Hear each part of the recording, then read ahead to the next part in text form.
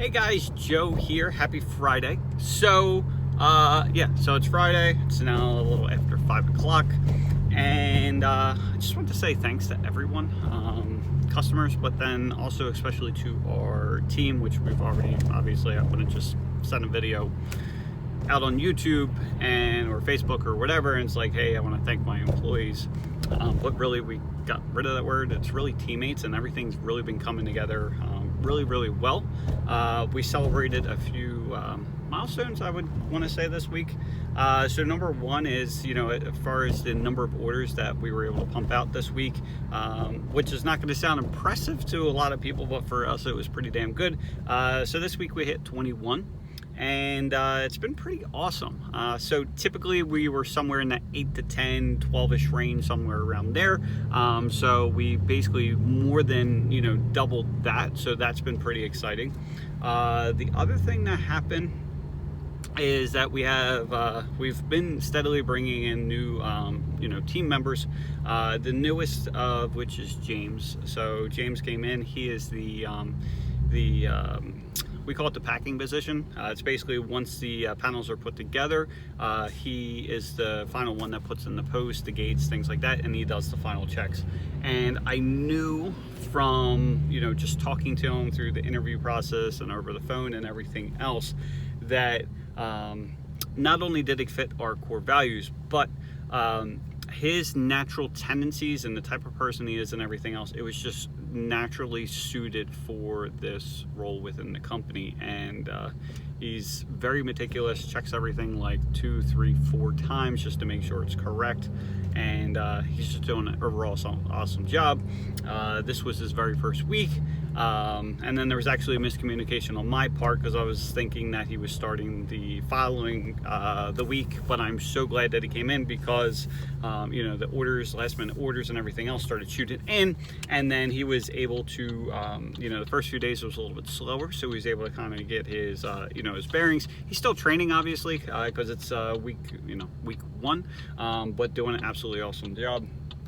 And then we had some improvements to our pallet process that we are rolling out for this coming week, thanks to crews. We had some issues with some of the pallets, but anyway, had a few great ideas for that, so we started tweaking things, and it's working pretty damn well. And then we have May, which she's just been an absolute all-star from the get-go, from when she first started. And then we have Ashley as well. She's on counter. She's actually it's kind of like a whole family, a May's family in here at this point, but she is working the front counter with May, and the two of them are just like, they're taking everything and absolutely running with it, so that way it allows Maria, like, she's still helping out and jumping in and out and stuff like that, but she's able to rely on them, which has been super helpful. And then we got our dynamic duo of Leanne and Miguel. They constantly are jumping in and helping out wherever it's needed, so that's really appreciated. And then we have Ismail as well, which he's more of the person that's assembling the panels along with crews, and they're just absolutely just nailing everything. And then we have also Hallie, and then we have TJ as well. Hallie's more into the other fence company at this point until we sell, but she also helps with assemble panels, and she's doing an awesome job with that. And then finally we have TJ, which he's getting trained for the front counter as well, along with some other things. He's able, like, he knows how to drive forklift and everything else, so he's able to flex in and flex out to different areas. So he's learning more of the quoting process, things like that. So basically, come peak season, like, there's going to be numerous people to basically help the customers, because that's our number one thing, is customer service, and how can we help you the best that we possibly can, because with having a fence company, there's we know time is money, so if you're coming in to place an order, like, you don't want to wait behind a million people, so we're able to get you in and out pretty quickly. And then same thing as far as picking up orders, you don't want to wait forever, like, you don't want to be waiting a half hour, 45 minutes, an hour, 2, 3 hours. And when you're seeing, basically, there could be like a ton of workers, but like they're all just like walking around like, you know, not a care in the world, whereas we are like super motivated to get you in and out, and it's pretty damn exciting. So you know, if you haven't tried us yet, I would definitely encourage you to do so. Obviously it's a benefit for us, but I feel we do a pretty damn amazing job. So I just wanted to send that out, and really looking forward to the springtime. If you haven't heard as well, basically we have a sale going on for the 54-inch aluminum panels. There's only, at this point, there might be, we started the sale yesterday, there was 500 panels, or maybe the day before we started, I don't really know. But I know 100 went pretty quickly, so we're at like 400, 350 is somewhere around there. I don't really deal with the ordering, so it's probably 350, 400 panels that are left, and right now they're just $59. Someone, a few questions we got from that: are they used because they were so cheap? No, they're not used. It's just basically we have so much of this extra inventory, and we have more stuff that we can basically need stuff for my people to do as far as building more panels. So we have all these built, and we have the stock on hand, so we want to just kind of cycle through the material, so that's why we're doing it. And trying to think what else.